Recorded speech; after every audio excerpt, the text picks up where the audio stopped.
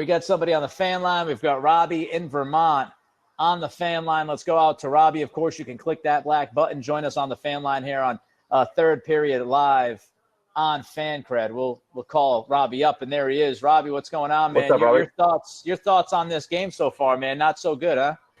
No, and starting to get to my point, I think Brad Marchand's been bad and only getting worse than this series. He's becoming a liability out there.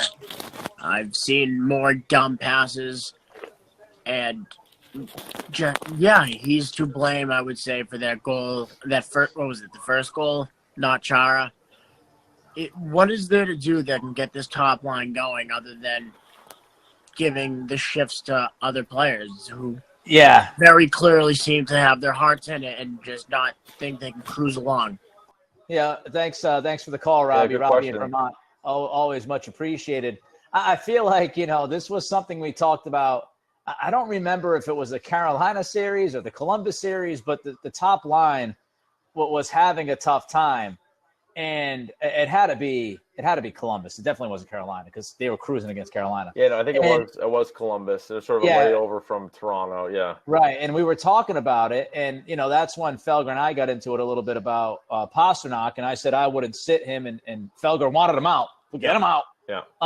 And there's not much to answer Robbie's question. There's really not much you could do. I mean, this is the top line. It's one of the top lines in all of hockey, if not the top line in hockey.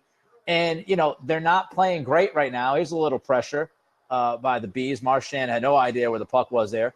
But, you're talking about your three best players, really, and you're talking about, no doubt, your top line, your best line.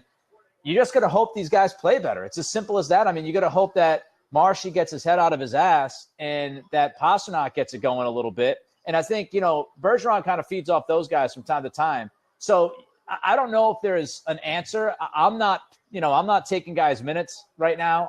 I think you need to get them going.